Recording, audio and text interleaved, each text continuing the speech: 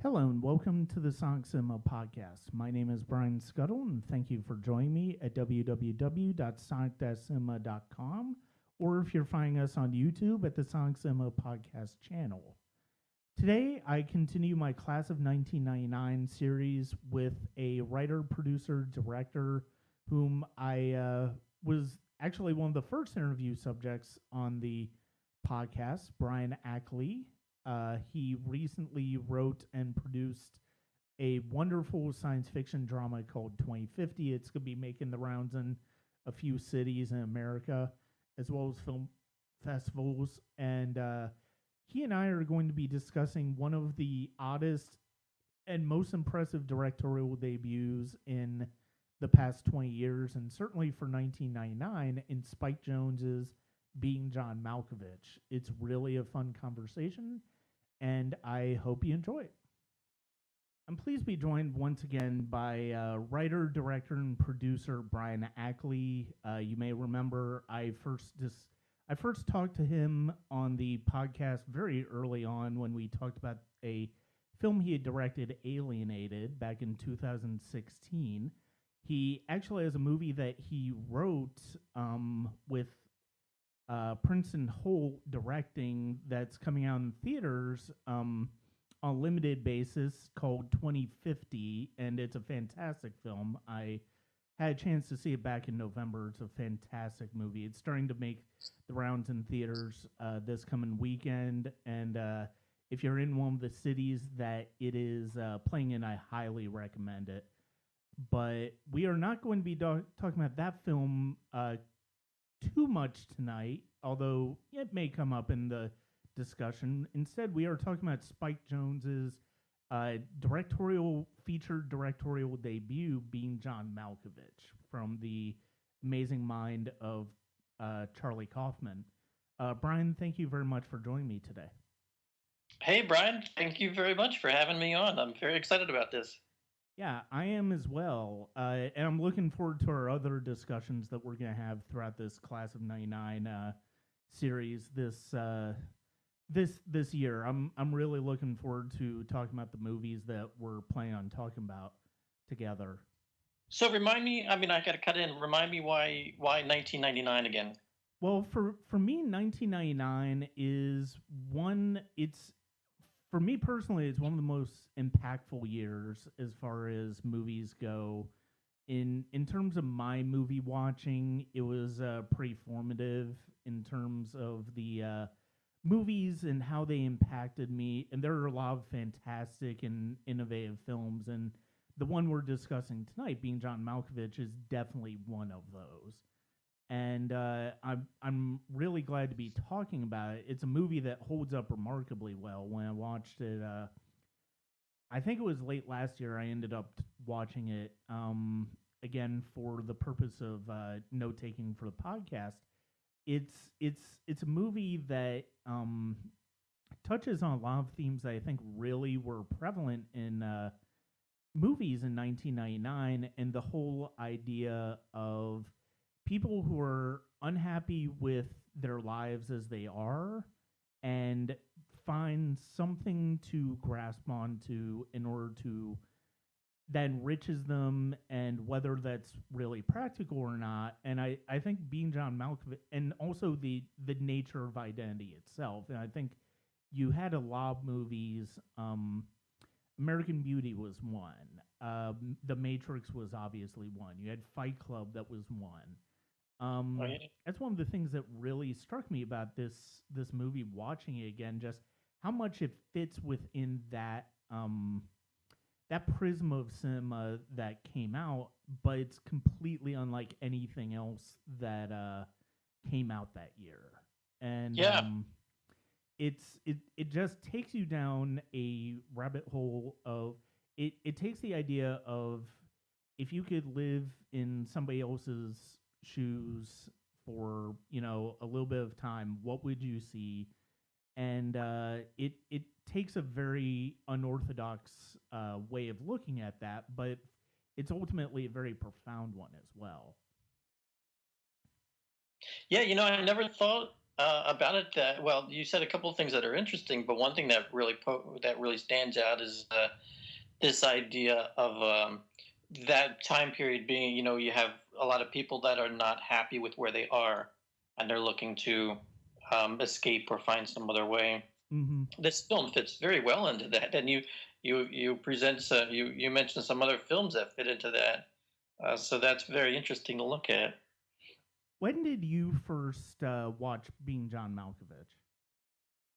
When it came out, it's a movie that I don't remember the theatrical experience itself, but I do know that I went to see it in the theater. Mm-hmm. I would have been 2 years out of graduating from high school. Okay. All right. Yeah, and I mean, I fell in love with it right away. It was Yeah. an incredible. It is an experiential film. Mm-hmm. It is very unique, but it's something that you just kind of move through. You go through it. You don't. It's not something that you're observing. Something that it's an experience, which is a lot of fun.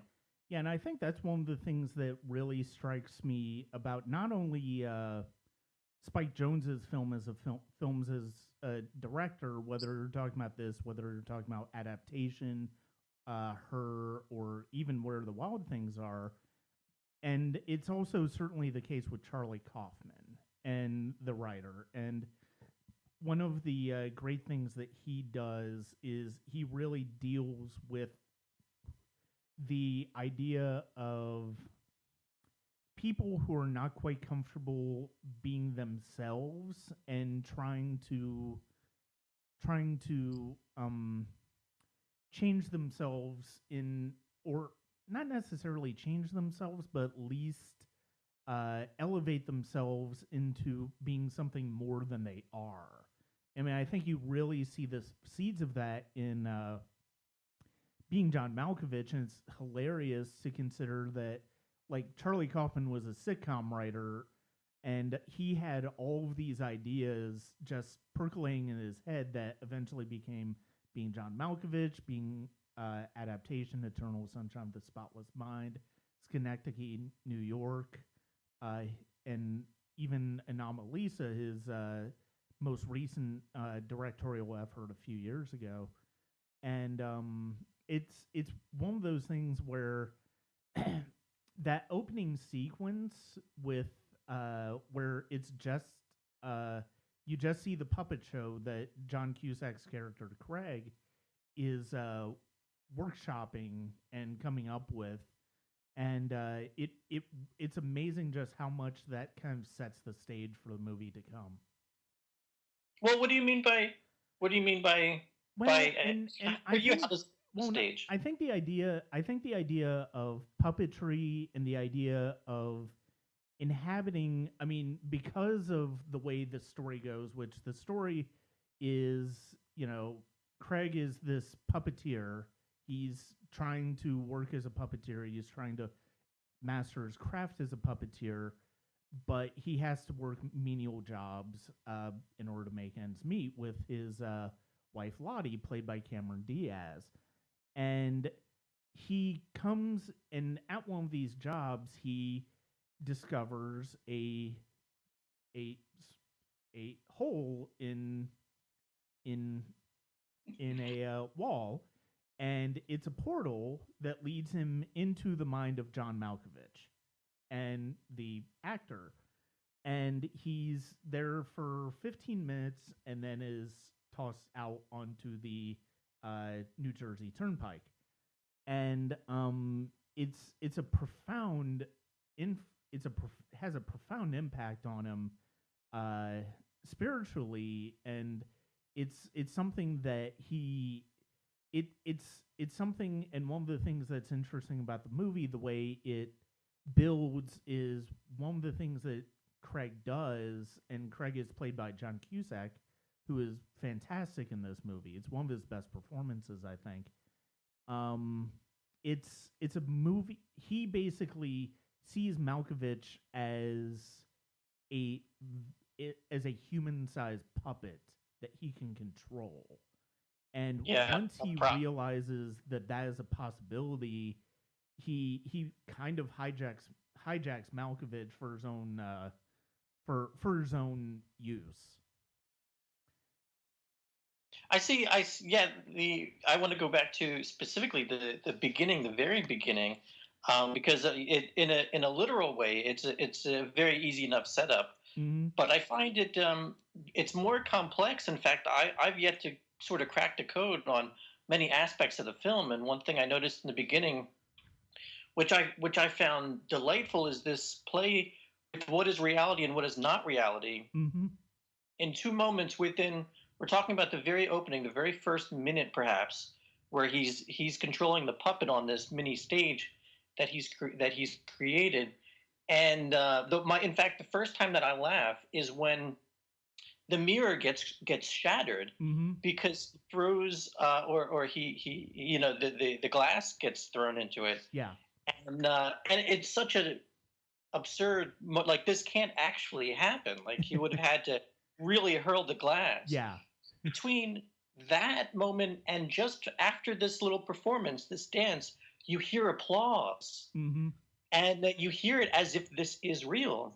Mm-hmm. So clearly they're playing with this duality, trying to figure out what is in his head, what is in Craig's head, and what are we actually seeing.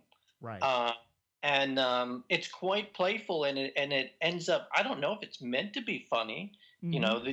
but eventually it's meant to be funny. There are definitely funny things. It's very much a dark comedy in a lot of ways. Yeah. So I wasn't. Yeah, I'm not sure exactly what's being said or commented in Mm-hmm. that exactly, but I do find it very interesting. And maybe it's just simply that that Craig's puppetry is so real that he hears the audience. Mm-hmm. That glass, that the mirror does shatter. Like, there is real emotion. Yeah. Yeah, and I think that's one of the things one of the things I've always seen one of the things I've always thought was so great about the movie is the way that the way that Craig, the John Cusack character, really kind of fits into the mold of what we consider a John Cusack character. Whether we're talking about Grosse Point Blank, whether we're talking about High Fidelity, he's somebody who's confident, but also who's also seems very uncomfortable in his own skin at times. And I think that's one of the things that I love about Cusack, and I wonder if that's one of the things that made Spike Jonze and Charlie Kaufman so interested in having him in the movie, because it really does kind of fit in well with other characters that he's played. He's fantastic. I agree with you there.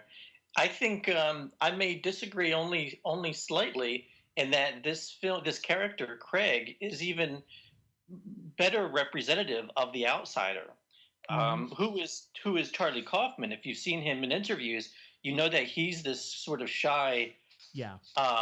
misfit or out of place individual trying to figure out society.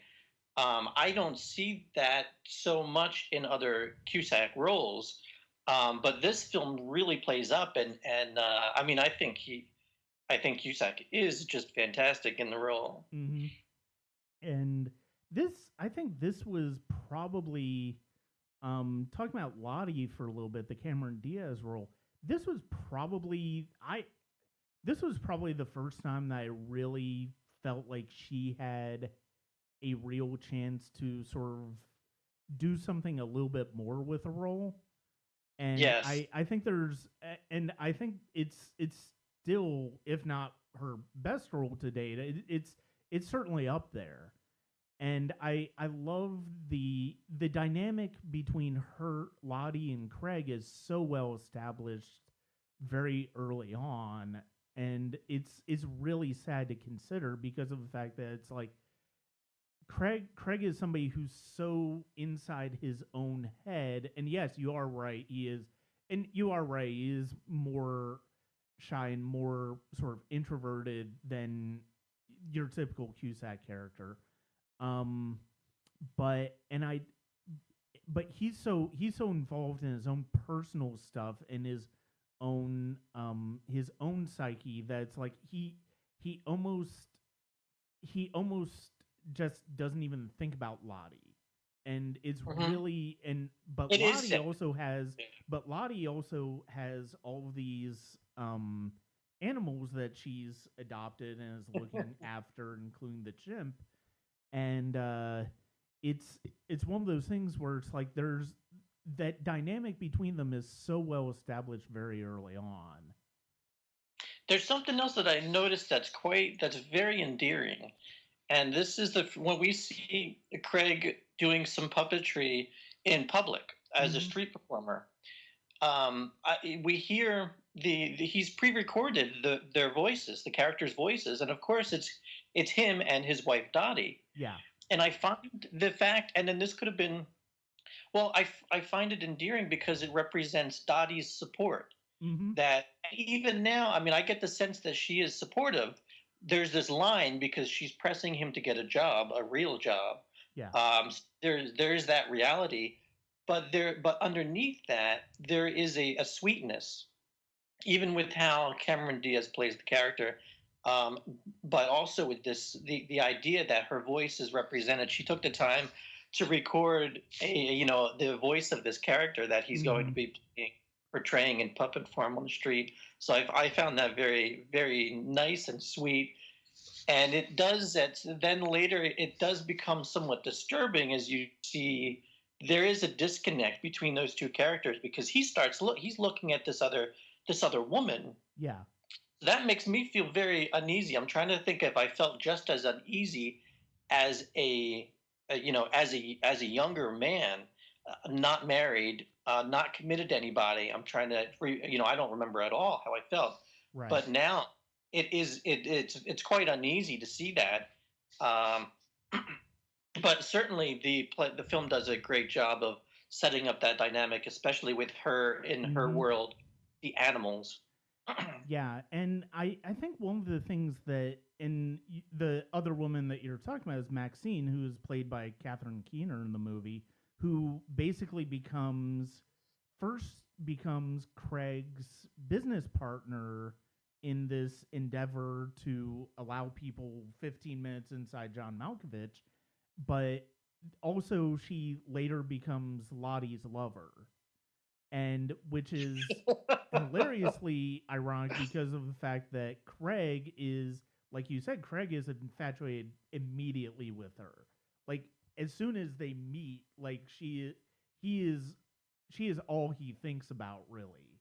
And the only thing, and I mean Maxine is just nails him immediately. Like she sees exactly what's going on in his head. Yeah. Um, and the only reason she gives him the time of day in the long run is because of the Malkovich portal. And but yeah, one of the things that is um I really love the romance that you see between Lottie and Maxine. I think it's really such a it starts in this really bizarre way because of the fact that and it's you see the seeds of it in this moment where Maxine is like going out with Malkovich, and Lottie happens to go inside of Malkovich at that time, and they sort of connect at that moment. And you see this, and it's really bizarre the way it turns out because of at first she's like, "Well, I love you. I only love you when you're inside Malkovich," and it's like that's sort of the limit. But as you go on, you do see that there's a genuine affection that starts up between the two. Well, I'll have to look at that aspect again because I haven't gotten that far. Mm-hmm. Because what is so strong to me is this idea for Maxine to she seemed to be very interested in controlling. Yeah. Which is an interesting parallel with Craig, who is the puppeteer who also does this. So Maxine's I haven't gotten to Maxine being genuinely interested in the Dottie character. I've only sort of experienced it as she likes the control that she has over her. Yeah. Uh, yeah. Yeah, and it's interesting because of the fact that and John Malkovich plays himself in this movie because it wouldn't work any other way, and No, it would. it makes you wonder, like, if he had said no, and he had definitively said no, what would have happened to this movie? It's like, would you get somebody else to do it, Yeah. and would you change the title, or how would that work? But it works out perfectly because Malkovich plays himself, and the way that, and I think the main reason that works so well is because Malkovich is basically playing this heightened version of himself, sort of the cliched version that everybody has of this cliched idea of Malkovich as this as an actor, and sort of an over the top actor. It's like, and sort of a snooty actor. I mean, he's a fantastic performer, and this is a fantastic performance out of him. And it's a leap of faith in it. It's quite interesting for him to have such a solid performance. He has many great performances, of course. Yeah.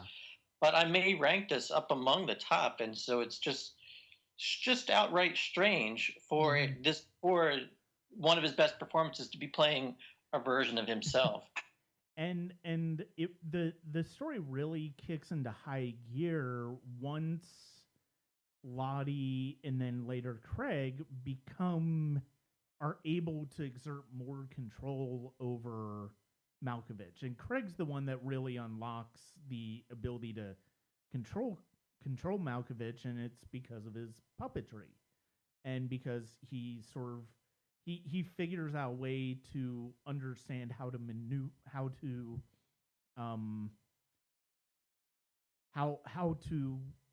control Malkovich's body the same way that he would one of his puppets.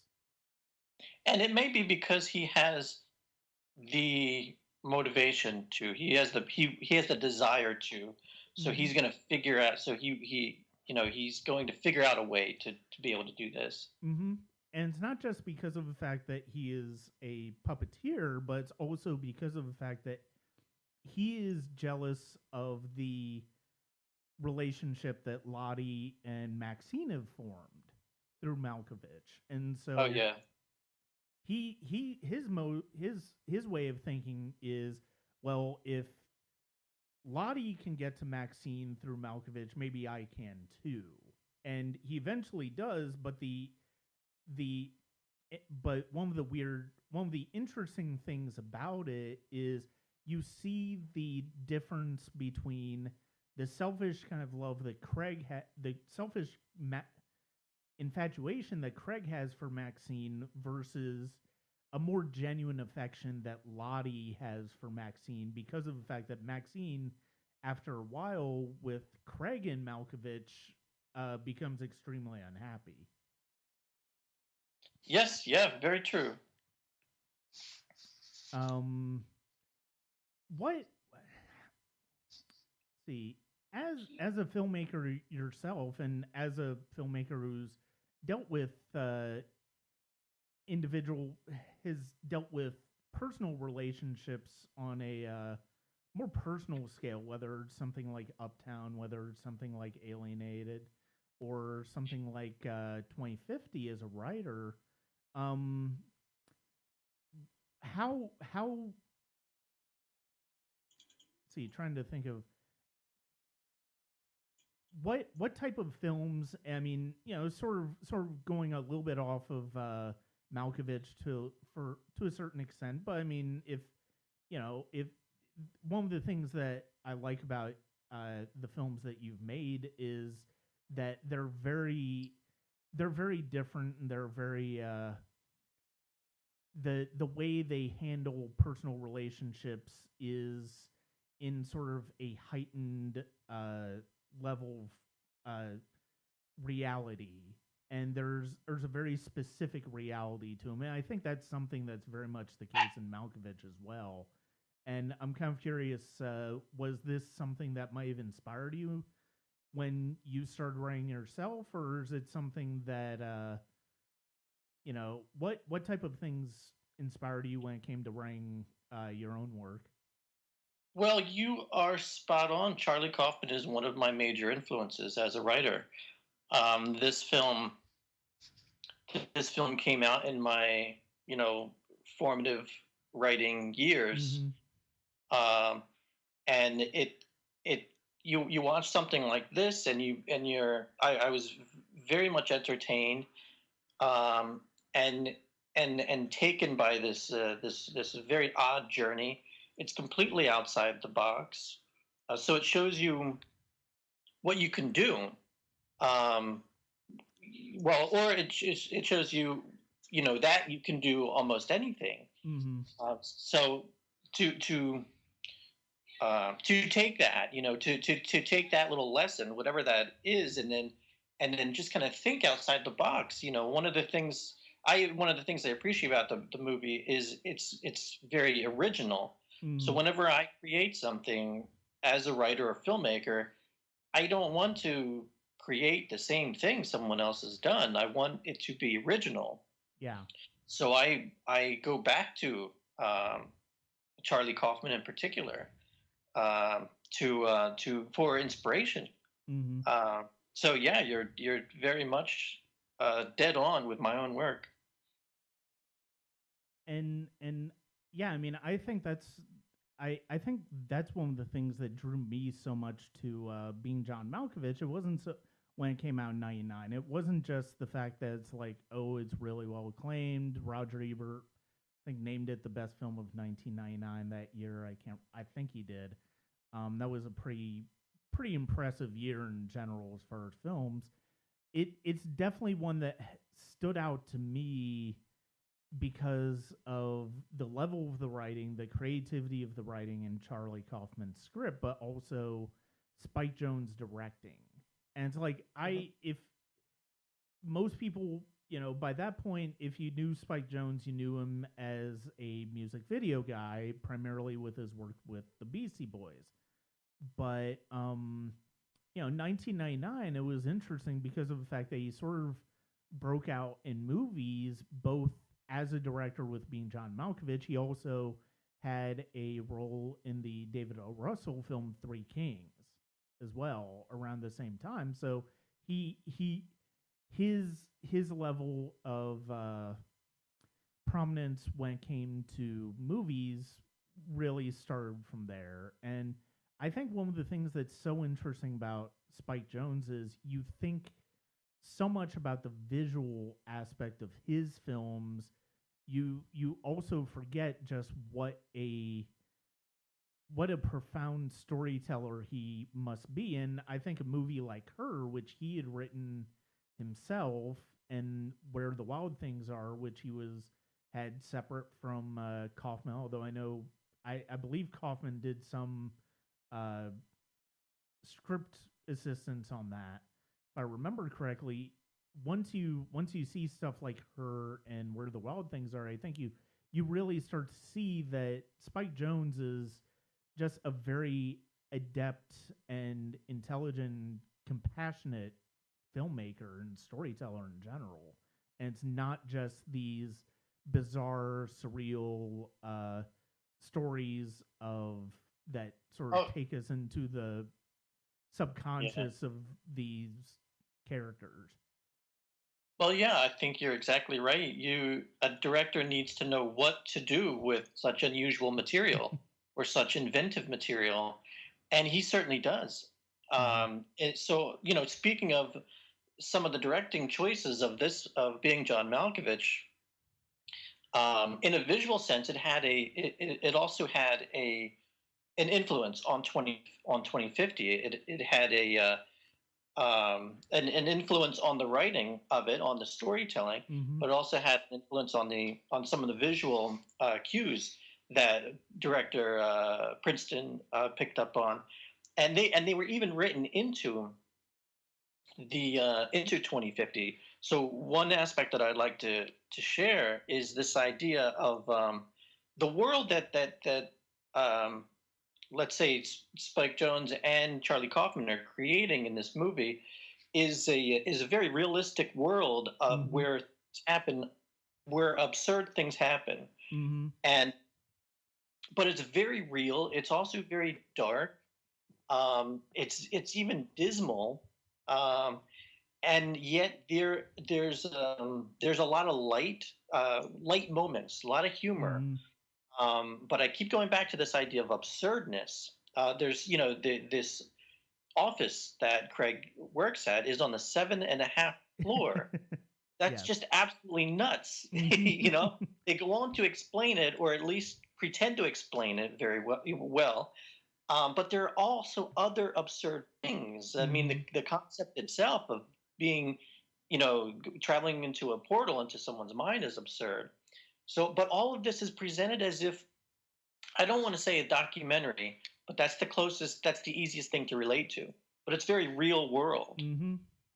And so we kind of lend in that through cinematography, especially we've borrowed that idea with 2050, which is this world in the future where androids are being built for sexual pleasure Mm-hmm. and human companionship. We call them e-mates. Mm-hmm. Uh, so it's kind of a wacky idea, but we place it into a real world context, and that just has to do with where how you represent the space, the Yeah. settings, and the interaction between characters. Um, so we got that from this film. This is Mm-hmm. a big influence on us in general. Yeah, I know when I told Princeton that this was one of the movies that we were covering, he was definitely jealous of that. Um, Yeah. but yeah, and absolutely, when you're talking about the 7.5 floor, the way they explain it through that really hilarious video, which is even more hilarious when you figure. So it it's a video that's been around for a long time, but also so they had actors play these real people, and it's a very weird scenario, but again they sell it completely, and they sell the idea of, oh, of course there's a portal to John Malkovich's um head for where you can sit in there for 15 minutes and it'll put you out on the turnpike. Of course it's there. And Yeah. but yeah, that is definitely something that I appreciate about the way you guys built 2050, is the fact that it is this, and that's one of the great things about any great movie, is that especially something that deals with something out of the realm of reality as we know it right now, and that's the idea of taking real I taking um taking unreal concepts. Although I mean the idea of AI is not terribly unreal. I mean we see stories after stories about it, constantly now, of evolving AI and stuff like that. But just just the idea of taking things that are within the realm of science fiction. Although I mean, you kind of be loath to call Being John Malkovich science fiction, but it really is in a way, even though it doesn't take place in a far off future. And placing them in a reality. And yes, your comparison of it to a documentary is spot on, because even though you know that these characters don't exist, and you know that this this world doesn't exist, and there isn't a portal to John Malkovich's uh, head, you believe it because of the way that that Jones and Kaufman built that reality, and that's the Yes, most important thing. and I think there's even more. I think there is. So I think Jones had everything to do with the visual setup of it, and presenting the world as as we see it, or darker than we see it. It's really a Mm-hmm. dark. Yeah. But Kaufman sets up the world in the writing very, very well. I noticed. For example, he introduces us to odd concepts on the small level. The 7.5 floor is one of the best examples. Yeah. But he also does this but to start with, I believe so anyway. To start with, he introduces a chimpanzee as just as a pet, Yeah. and so it's a natural. It's well an unnatural, a quirkiness, a quirky thing Mm-hmm. that is a part of this reality. It's a part of the world. Then we move on. We get to the 7.5 floor. That's wow, weird, but then we're pulled in, and then we meet this incredible character named Flores, I believe. Yes, I She believe is so. Yeah. she is essentially the receptionist Mm-hmm. of the place, but I think she has a different name. She has a different title, executive liaison, I believe. Yeah. And I don't know. Basically, she has some sort of condition where she doesn't hear people well, Mm-hmm. and this is odd. you know, it's a brilliant moment. There's a lot of humor that comes from it, Mm-hmm. but it's an odd thing, and it's played upon even further in a few scenes later when she comes back and she's talking out loud, but she doesn't seem to know that she's talking out loud. Mm-hmm. So it just kind of it builds her character and it basically introduces her as a strange element that is in its strangeness consistent with the chimpanzee and the 7.5 floor. Well, and you So also have the her boss Lester, yeah, who it's like part of the reason that it's funny because of the fact that the way he doesn't think of her as having the oh, hearing that's a great disability. moment. It's like Yeah, he's not speaking correctly, he so apologizes for his speech impediment. which he He said, doesn't have. yeah. Oh, yes. I mean, because he is also a strange character. Yeah. At some point, he begins discussing his sexual fantasies with Mhm. Craig, and Craig has to be the one that corrects him and says, "Perhaps this isn't the best location, for you to share this information with me." And Yeah, so it's another. they proceed to go out for drinks late So for yes, that sole exactly. purpose. And it's a layer upon layer of strangeness, absurdity. Yeah. So all this opens up quite literally to a door Hmm. that then becomes the strangeness of this portal idea. So it's a great way to build a world. Hmm. And then everything on top of everything else, you and just to go back to the whole idea of Lester telling Craig his sexual fantasies. I wrote down the live dialogue that Craig has telling Lottie that he's going to be late from work, where he says, "I'll listen to Lester's sexual fantasies and drink carrot juice for a while. It's a job thing." And it's like Yeah. I just love that line. It's just such a bizarre, Well, and mundane line. what's interesting is the way Craig delivers that line as he's talking into the phone. Mm-hmm. It's very nonchalant. Like I have to listen to my boss's sexual fantasies, Yeah. so I'll be home late.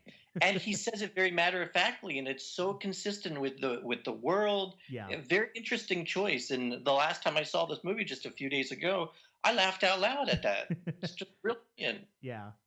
Yeah, and that's one of the things that I like about this movie. This is one of those movies that rewards multiple viewings for a lot of different reasons, but also you see, I don't know that line would have made me laugh quite as loud as it does now. Like when I saw it in 1999. I would have enjoyed that line, but I don't think I would have appreciated just how crazy, absurd, but perfectly delivered that is. And you're right. The way he tells it's just completely nonchalant. It's completely like, oh, well, this is, I'm going to be late for this reason. I'm sure you'll understand. Even though if you told this to your actual spouse, they'd be like, well, no, I don't understand. Yeah, but not when your spouse has a chimpanzee running around doing whatever it wants. Yeah. A chimpanzee that has a character arc. Because remember, the chimpanzee has a trauma that is not dealt with, and we even see a flashback of what has traumatized. This blew my mind in the theater. This blew my mind. Yeah. It was one of the most brilliant moments in cinema, I think. Absolutely. You're just going to stop the story. You're just going to cut into the story, and we're going to follow this chimpanzee as it's experiencing this traumatic event. It's just absolutely unbelievable. Complete with subtitles. Complete with subtitles as well. Well, it's funny when you consider that, like, his Kaufman's next script, that the next movie that came out of Kaufman's that he had written was Human Nature, which was his first collaboration with Michel Gondry, who later did Eternal Sunshine of the Spotless Mind. And that's another movie.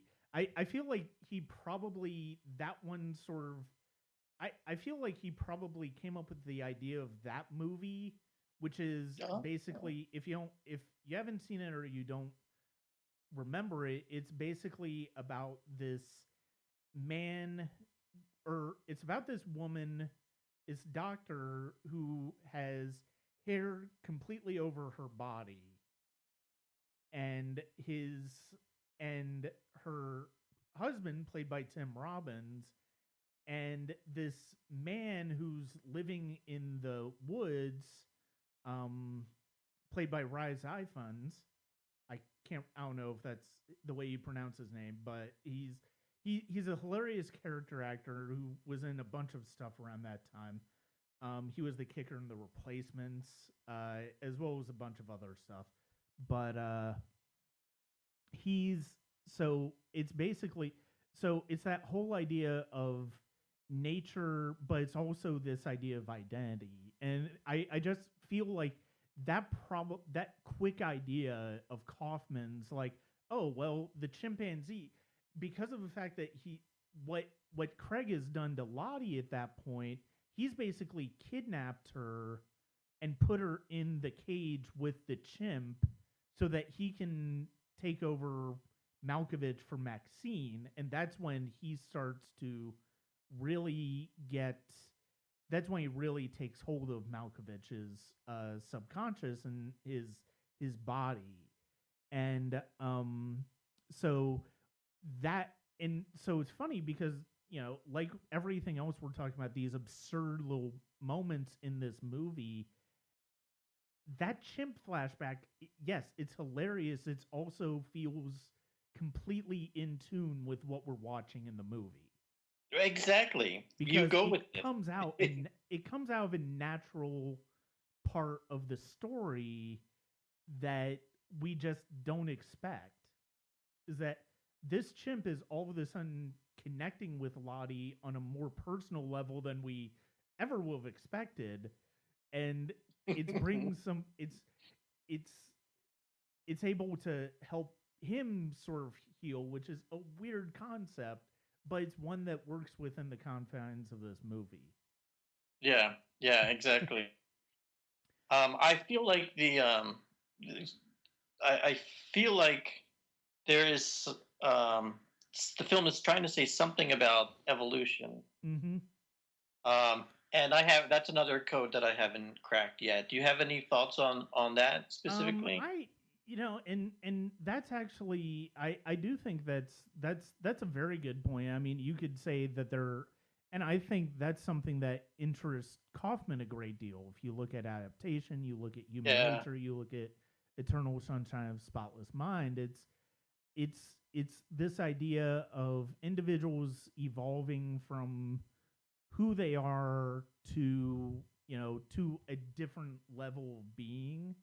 And I definitely think that's prevalent Malkovich, especially considering one of the big plot points that we haven't talked about yet is Lester is more than aware of the portal to Malkovich. It's not just for him when Lottie tells him about the Malkovich portal, he is not surprised by it because he has there's something quite profound in it for him, and we find out that he's actually the person who built in another one of these absurd little details, he's the person who actually built the building with the 7.5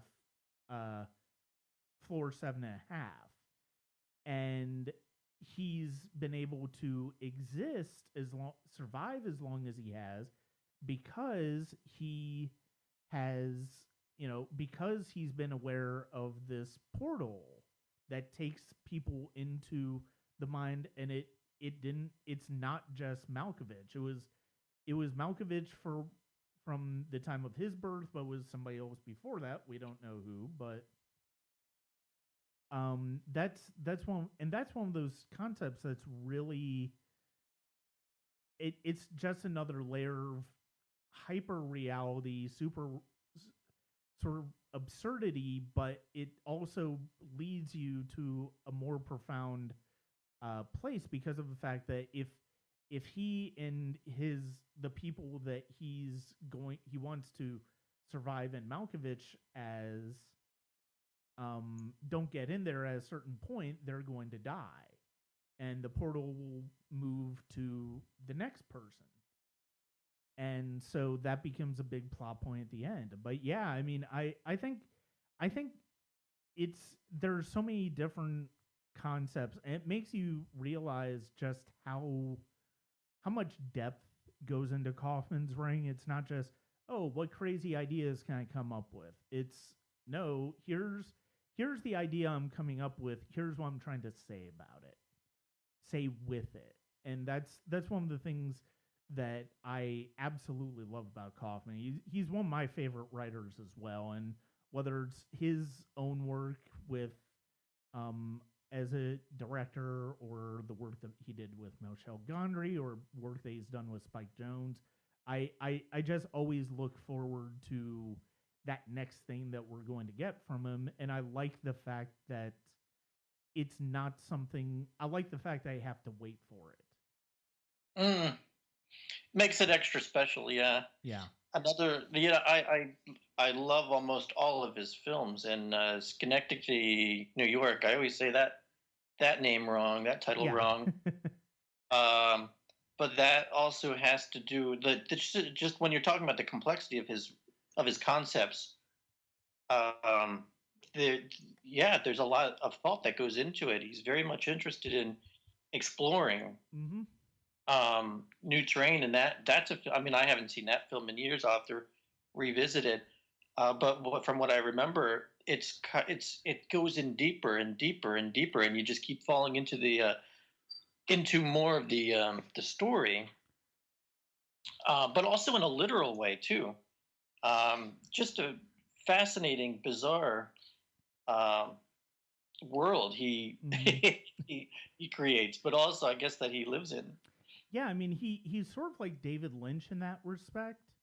I mean David Lynch has his own different ideas that in what he goes after and what he's looking at in terms of cinema, but I think that's one of the I do feel like Kaufman has some similarities with Lynch in the way that they sort of deconstruct reality and deconstruct characters and then bring them back in the end in ways that are very different from what we expected at the start, but also fit very much in keeping with where they started as well.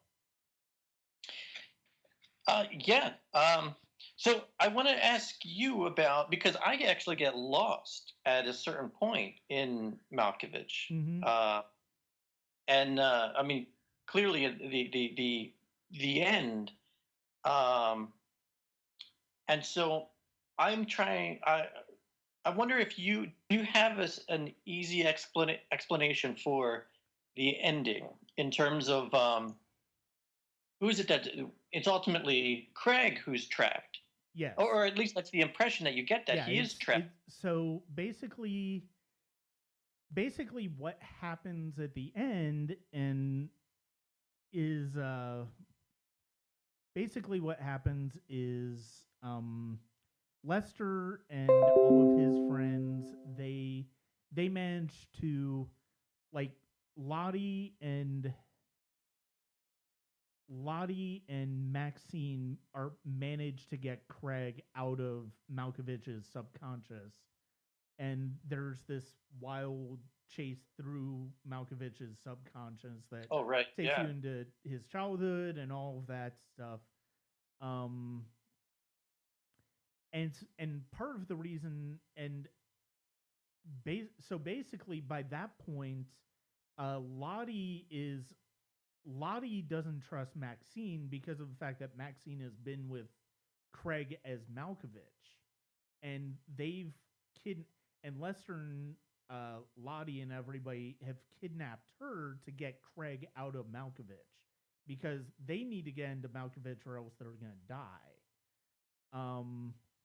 or kicked into the next um, whatever the next whoever the next portal goes into. And so it's one of those things where it's like there's this really wild chase inside Malkovich's subconscious, and everybody gets kicked out, but Lester and his friends get into Malkovich in time, but the next time Craig goes through that portal, he gets taken to the new host, which happens to be the child that Maxine had with Malkovich. So okay, yeah, yeah. I mean that makes sense. I guess the little missing piece that the missing piece from me was that Craig would just simply go back to the office, climb through the door, go through the portal again, and expect to become a part of Malkovich. Yeah. But instead, the portal has shifted at that time, and he's not aware that there's a chance of it shifting. Right.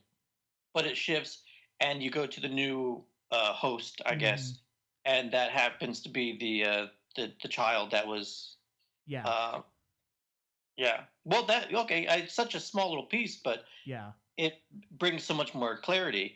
Yeah, because I don't remember that they ever told Craig when they were trying to get him out of Malkovich what would happen, because Craig never had all of that information that Lester had. It was just Lottie with that information. And then you see them, at the end over by the pool, and you see their daughter, they're together, they're happy because they had genuine affection for each other. And Craig it's basically sort of this movie's equivalent of Movie Justice, where it's like Craig is, because of the fact that Craig has been selfish in the way he's seen love, he's forever doomed to just live on inside this new portal, just longing for Maxine, unable to do anything about it. Yeah. So, and it's pretty twisted. It's pretty haunting too. Yeah, it is. I mean, and I love the Carter Burwell score. Carter Burwell is a longtime Coen Brothers collaborator. Has worked on a few other Spike Jonze films. I absolutely love his scores, and his musical sound just really fits in very well in this movie. That's something I'll have to pay attention to next time. Yeah. Speaking of going back to Jonze and his choices and how he shot the sequence where they're moving through John Malkovich's subconscious. Yeah. Lottie has the gun and she's trying to force him out, and it's just this odd but wonderful chase sequence Mm-hmm. that takes place in his human mind. And of course, years later we'll have Eternal Sunshine, which plays with the same concept, moving through the subconscious in a Yeah. literal way. And I thought that was wild, and the way that he shot it, Mm-hmm. with each time that they kind of pop through, the camera does this, this just this move, this Yeah. complete angle shift. And it disassociates. I don't know if that's the right word, but this not disassociates it. Well, it just throws you off, as a Yeah. viewer. Yeah. But then you quickly gain ground. But then they go through another exit, which could be a window or it could be a vent or something, and same thing happens. Mm-hmm. I thought that was just fantastic. I mean, that's very inventive, Yeah, um, and very playful that's too. where the importance of having a filmmaker who can not only do who's not only very visually original in terms of the way he shoots things, but also the way he imagines things and how to make things work. I mean, I would imagine all of those, to a certain extent, a lot of those were probably sort of connecting sets that they just sort of built and just go from one to the other to the other to the other to the other, and then just do it in a way that he's able to get the camera shots, that the camera angles and the way he shoots it in the way that he wants to shoot it. I mean, I think that's one of the important things of having somebody like Spike Jonze on this movie. Um, Apart from the fact that it's like it's the first one, and I think her, her is probably I think is probably Spike Jonze's best overall film, and I think it's because of the fact that he gets the emotions and the emotional aspects of that so right, in Hmm. addition to making it interesting visually. Um, but I mean, Yeah. Malkovich is still a brilliant film, and it's still a brilliantly fun film to watch if you really sort of if you really sort of uh, accept what it's showing you and sort of go along for the ride with how it's showing you. Yeah, if you're willing to go along with it, then it's going to be fun. I feel the same way about her. I think it's just a stunning feat, Mm-hmm. accomplishment that's just insane to be able to do that. In the case with her, Yeah. you're talking about a man falling in love with a voice, an idea of a person, Mm-hmm. but all sorts of fun implications, psychological implications, and philosophical, ideas Yeah. uh, are played with all these movies. Mm-hmm. And of course, we haven't talked about the probably one of the craziest scenes, but also probably one of the most fun scenes in the entire movie. And it's the one moment that Malkovich finds himself in his own portal, and Yeah, he this is fantastic. he has this, and he finds himself in a bizarre reality where he is every character, and the only thing they say is Malkovich.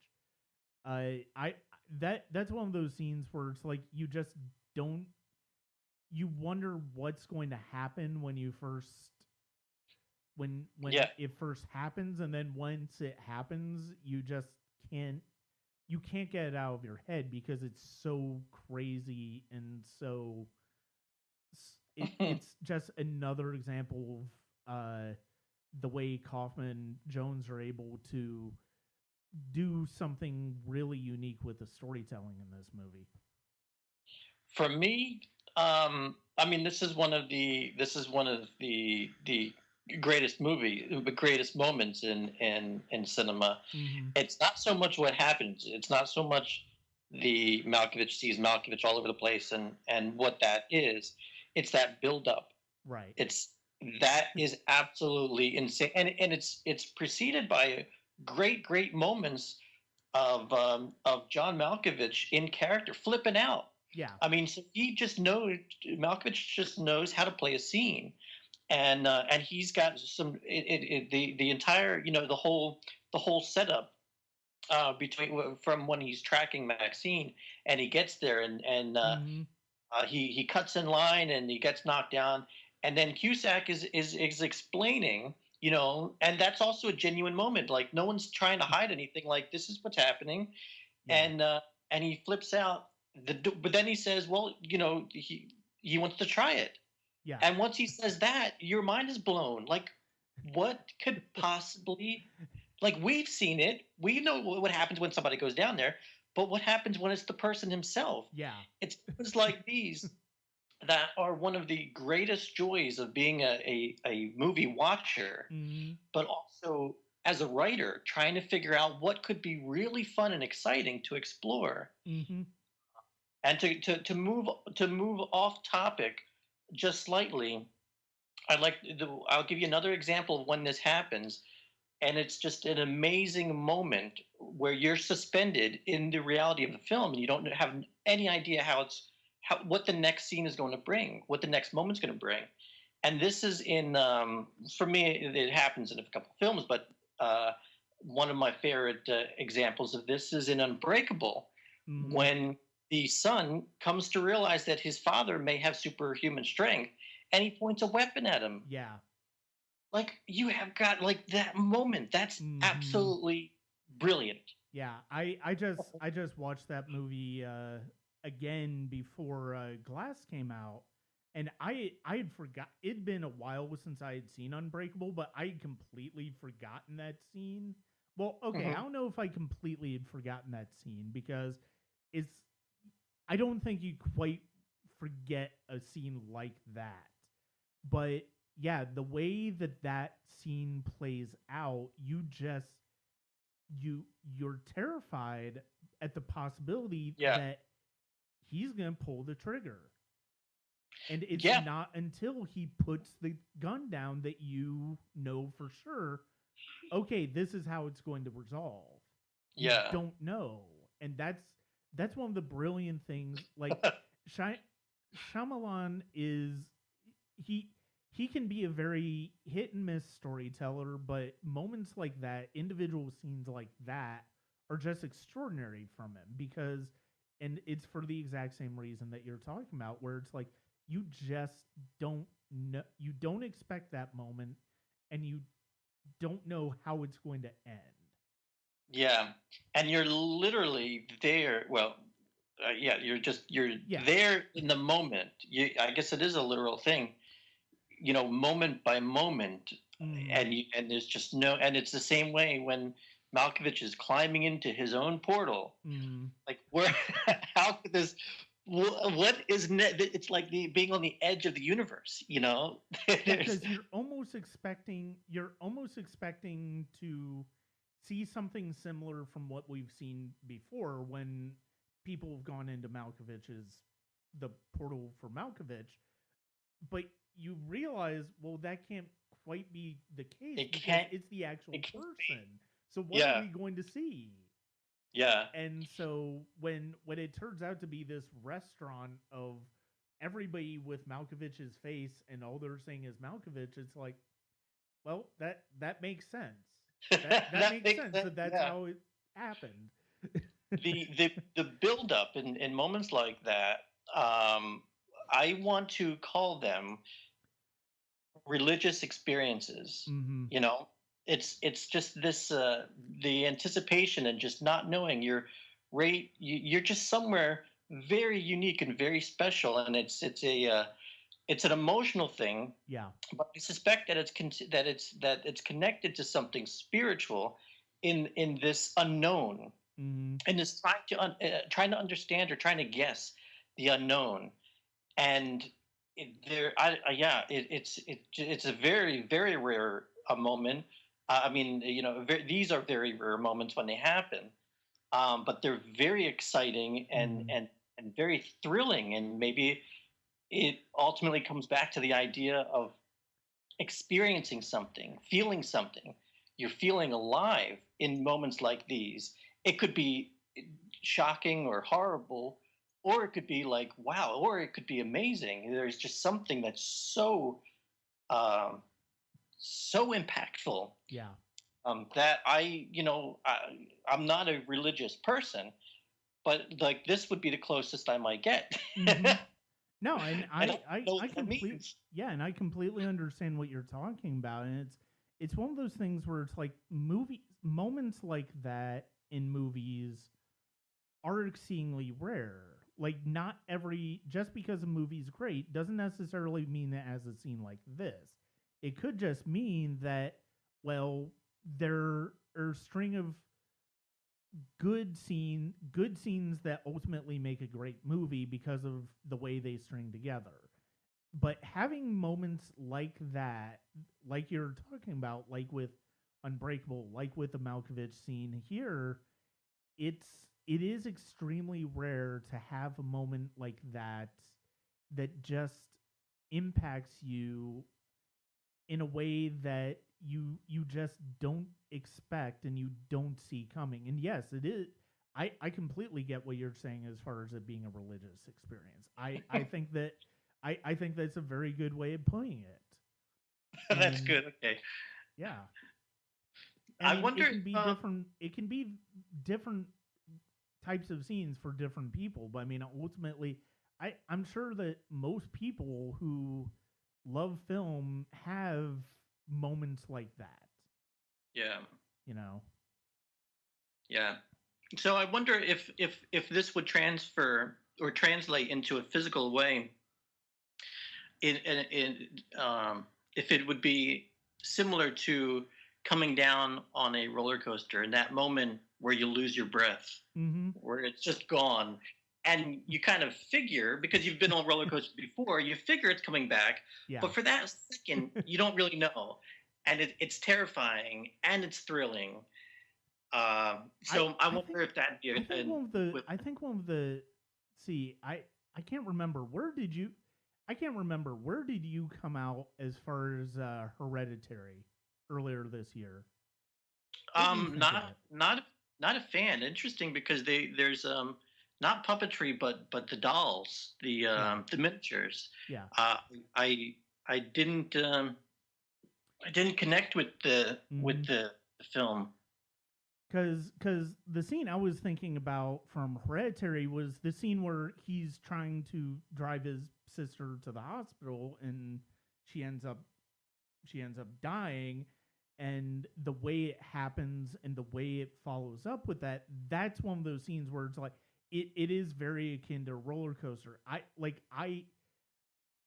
just sort of out when I watched that in the movie in the theater, and there weren't that whole a whole lot of people in the theater with me. Like I had to I held my breath for a minute because I'm like, oh my god, did that seriously just happen? And the way that happened, and then and the way it continued, the way that scene played out, it's like you've got to be kidding me. Really? That's what they're gonna do with it? And that and the way I mean, and I completely understand if you I completely understand people who didn't really get into Hereditary. I completely understand that. Like, everybody is ultimately different. Film is ultimately subjective when it comes to how we look at it. Um, and I completely understand how people couldn't get who wouldn't have the same impact who wouldn't that movie wouldn't have the same impact on other people that did on me. And it's like that scene just it's one of those scenes that just like my jaw literally dropped. It's like I just sat there almost motionless in the theater, like I can't believe what I'm just watching, and I'm so grateful that I am able to watch it. It's like the Malkovich scene is like that for me. The scene with the gun Yeah. in Unbreakable was like that, where it's like, wow, this is it, and it takes a lot of balls to do a scene like that. You know what's I think. interesting with in the case of of Malkovich, the film is built on these quirky and absurd premises Mm-hmm. or concepts. Yeah. So it's already, remember we were talking about how crazy it is to have a portal. And so we've already been built up so that we understand the world well, and yet we still come to a moment in this film, in this world, where we have no idea what to expect. It's going to get crazier. Basically, it's going to get crazier. Like, how could it possibly get crazier than the chimp, than the 7.5 floors, than the portal into someone's mind? Well, he found a way. Yeah. You know, here's how we make it crazier. Yeah, and that's one of the most extraordinary things about Kaufman as a writer. And I think adaptation, he does a lot of similar, he does similar things in different ways with adaptation. Yes. Yeah. And the way he approaches it, it's like, okay, so it's a story about him adapting a book that he doesn't know how to adapt. And that's an interesting choice. And it's so internalized. And then the fact that it's like, oh, well, I'll just make up that I have a brother. And it's like, okay, I accept the fact that he has a twin brother that's also into screenwriting. But even though you know that he really doesn't, like, that brother got a screenwriting Oscar nomination. And so and it's one of those things where it's like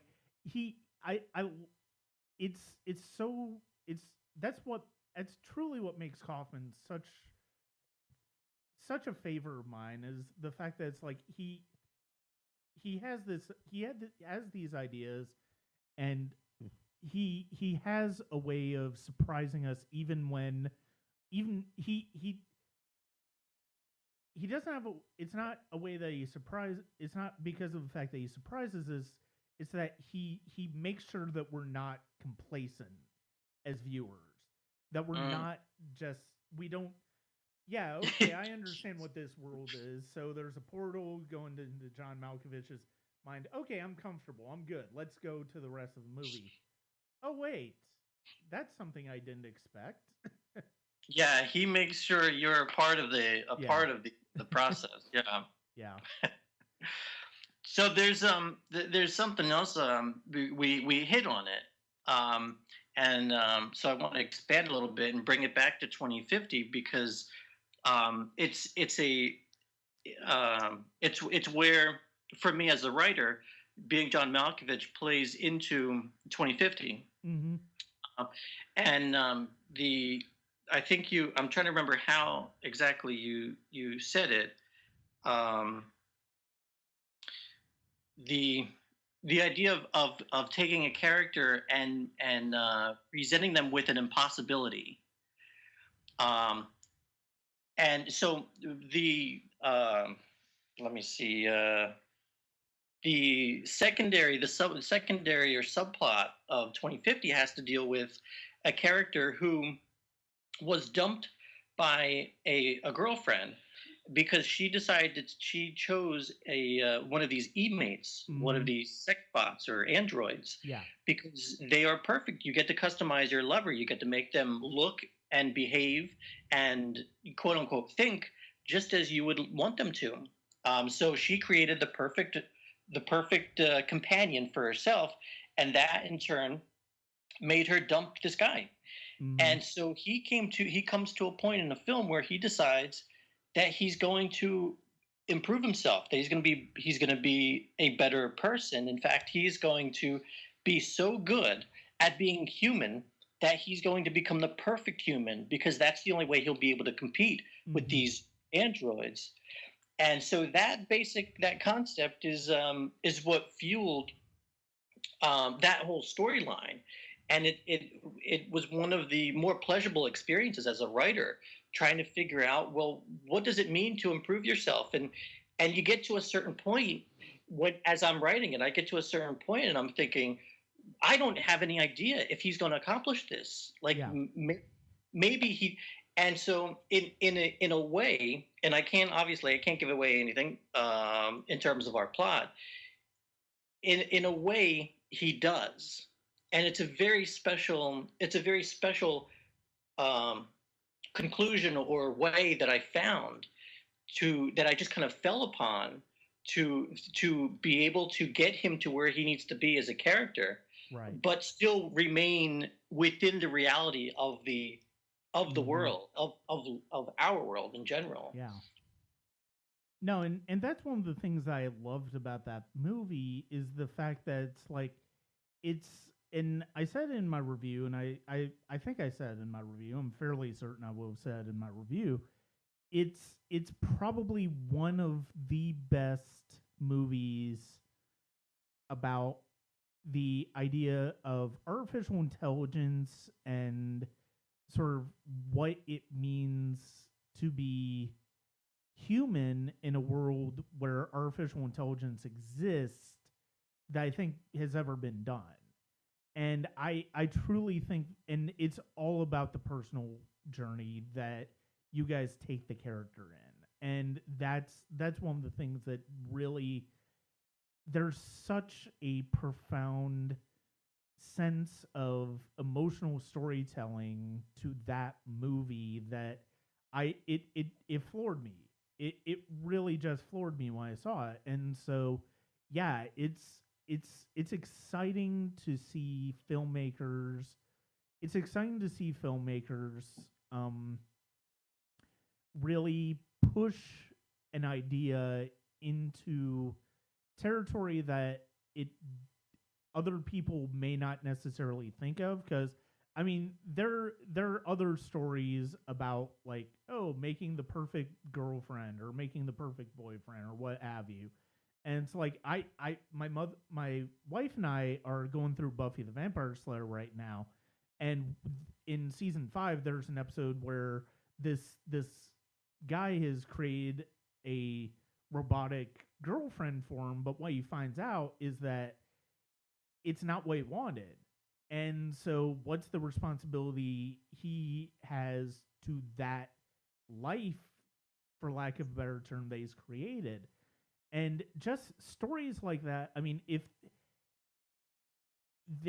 they really touch on if they really care about the emotional impact of what that is, you'll believe anything that they tell you, and that's one of the things that I found so refreshing about 2050 when you guys had that story is because of the fact that it's like it's there's a there there's so many ways that story could have been done and it wouldn't have been half as memorable, half as impactful as it is. And it's like it and so the way that and the same is true with a movie that ends up being great. And I mean, I think there's a lazy way to write something like Being John Malkovich. It, but we didn't get that, and we didn't get that from Charlie Kaufman. We didn't get that from Spike Jonze. And I mean, that's one of those things that it's so exciting to see a filmmaker, regardless of who the filmmaker is, regardless of where they came from and where the idea came from, so long as they're willing to put something of themselves out there. And I mean, I do feel like there's something personal that comes out of every great film, I think. And even if you don't necessarily think about, even if it's not obvious when you're watching it that first time, I think the more and more you see it, and if you become more and more familiar with the people who make it, I think you do find the more personal aspects of it.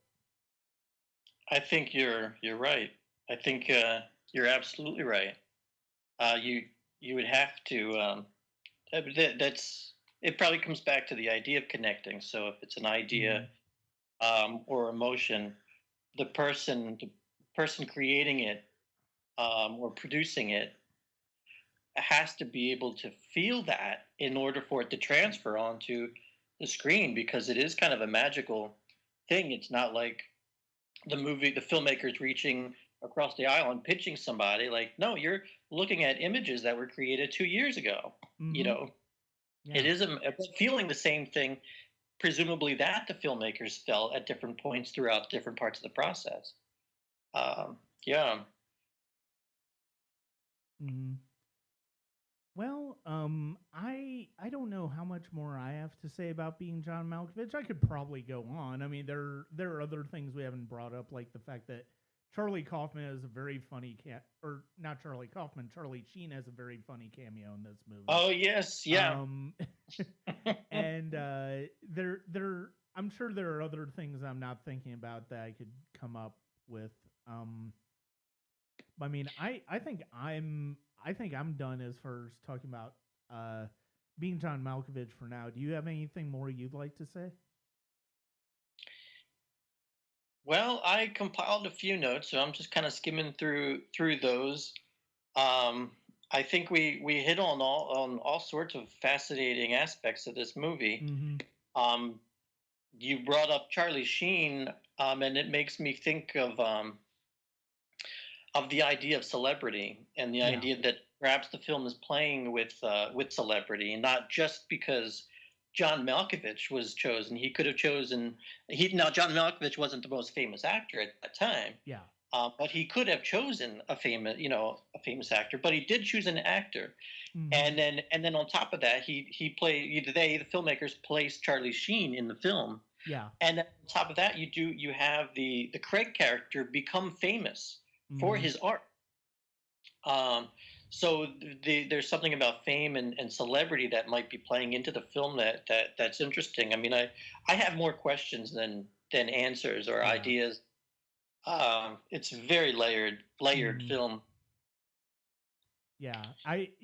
And that's absolutely true. Just the idea of, and it does fall into I think it is something that ties into. I think there are ideas of celebrity worship and just sort of that notion that was very prevalent at the time. I'm not sure how much. I, it's still prevalent to a certain extent, but I think to a certain extent it's also kind of dissipated a little bit. But this whole idea of celebrity worship and you know, wanting to see what that life is like, and just wanting to be a part of that life. And yeah, I mean, I feel like that is probably a big part of Malkovich, and I think and it's not an accident they chose an actor.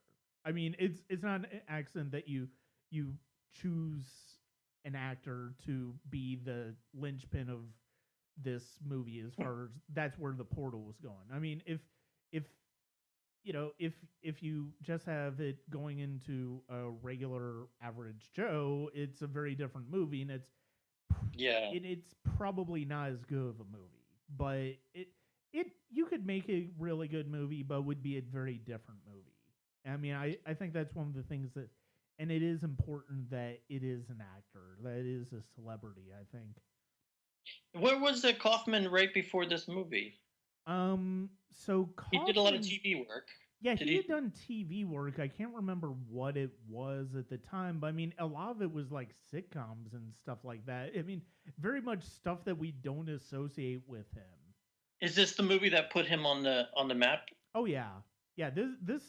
Yeah. I mean, basically everybody who wasn't really well known before the movie, Yeah. kind of got bumped after. Whether it was Spike Jonze, whether it was Charlie Kaufman, Catherine Keener was nominated for an Oscar for this movie.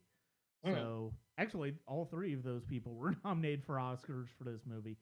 But yeah, Because looking at the celebrity problem or consideration, it seems like it could be you could argue that the film is saying be careful what you wish for, yeah, and if it is fame that you wish for or a celebrity, then take a look at this character who appears to have everything together, but someone else is controlling him. mm-hmm. So it could be saying that.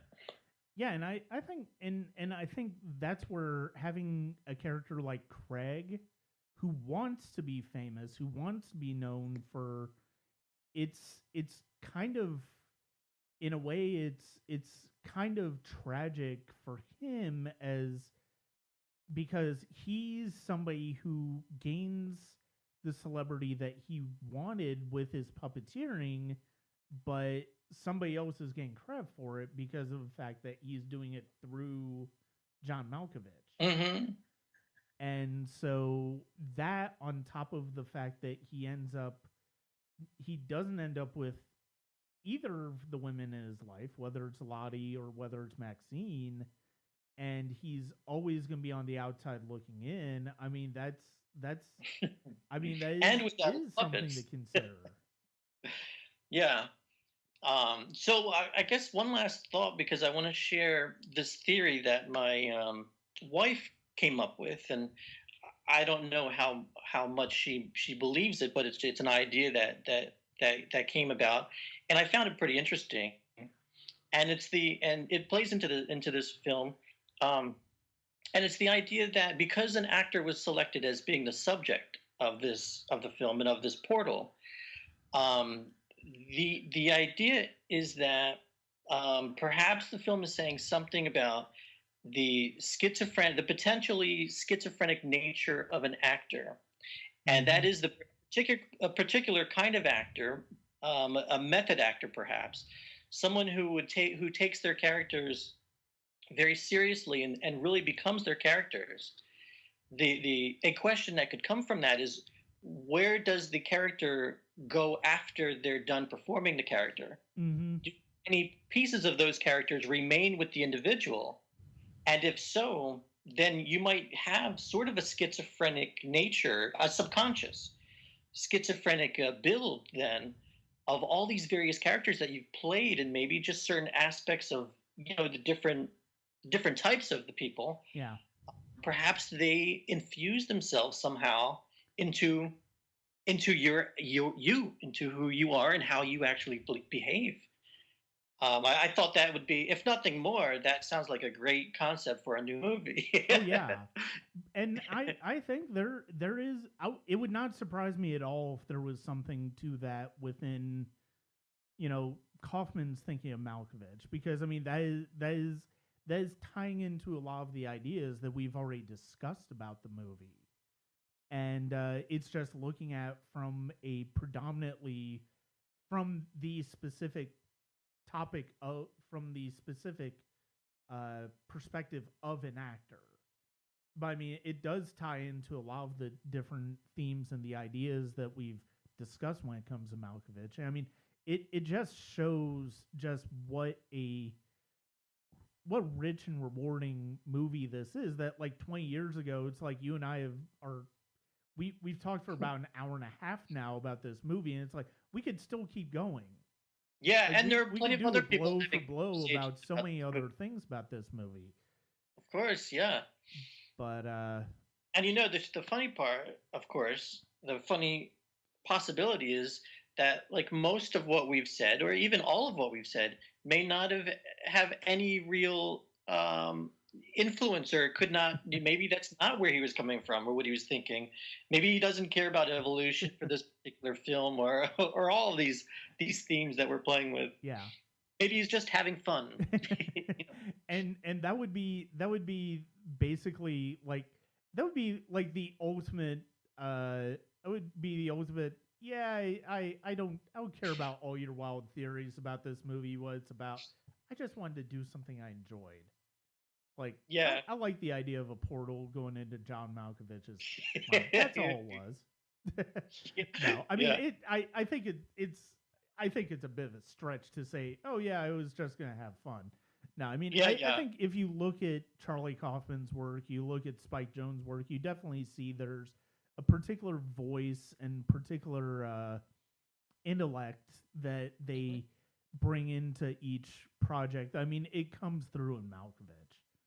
And it's like, but yeah, it's one of those things where it's like, nah, I just wanted to do a Shaggy story about a puppeteer who takes over an actor. I mean, that's all it was. It's like, I feel like Donald Kaufman from Adaptation could do like a very absurd script about that, but Adaptation's another movie I would love to talk about. It's one of my favorite movies. I mine too. Absolutely. Yeah, it's probably got some of my favorite Nicolas Cage work in it. Mhm. If not my favorite Nicolas Cage work in it. Definitely. But yeah, thank you very much for joining me, Brian. It was great to talk to you about this film, and I'm definitely looking forward to our next discussions on This has been movies. fantastic. I appreciate the invitation, and I consider myself very fortunate to be able to speak about this particular film with you. That I mean, I'm glad that I was able to talk with you about this film. This is one of my absolute favorites. Yeah. Yeah. Yeah, and it's definitely been one that I've always had an affection for, and I always go back to every few years, and it makes me, talking about it now and then rewatching it recently makes me want to rewatch more of Kaufman's work, Yeah.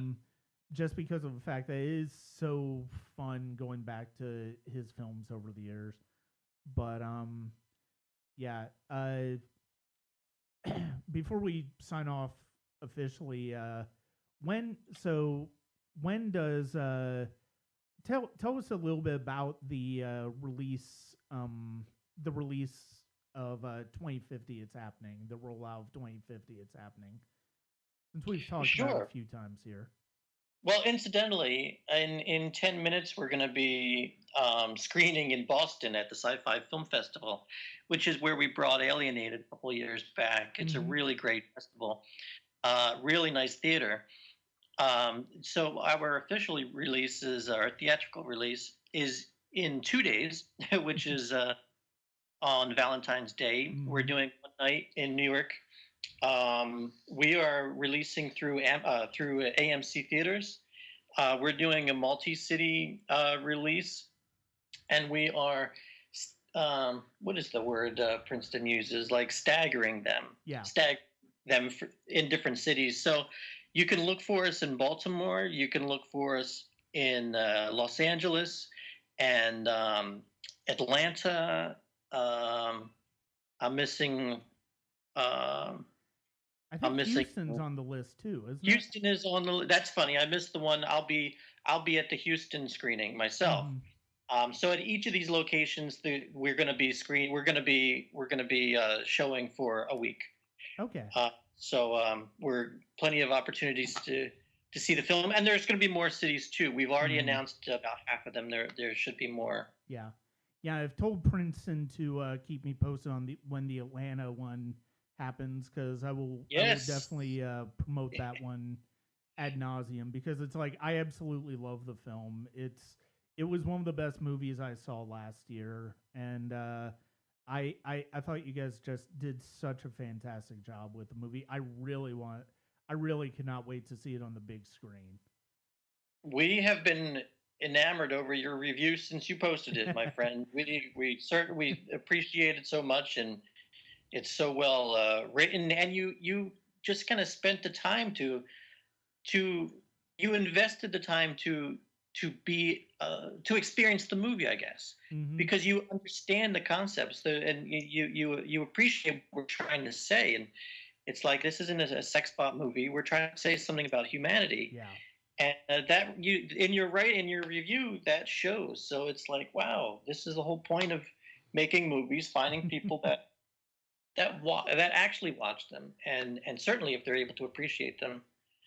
So Yeah. we No. thank you for that. Yeah, and I've already told Princeton, it's like I definitely want to try to get a conversation, sort of like we did with Alienated, of the three of us together, Yeah, that was fun. and sort of talk about that movie more in depth, and some of the inspirations of that movie in depth too, because I definitely, it's definitely a movie that I want to. I love the idea of supporting. I love the idea of getting people aware of, so that they can check it out and be hopefully get something out of it the same way I did. We appreciate that. We will be on board. But yeah. But yeah, for now, thank you very much, Brian, for joining me. Thank you, Brian. I'd like to thank Brian Ackley for joining me today. it was really great to talk to him about being John Malkovich, and it's such a great discussion. I hope to have him in Princeton on coming up about their film 2050, which is in release now, is starting to go to different theaters before video on demand release this summer. That's it for now. Hit me up at the YouTube Sonic Cinema podcast page. Hit me up on patreon.com/SonicCinema.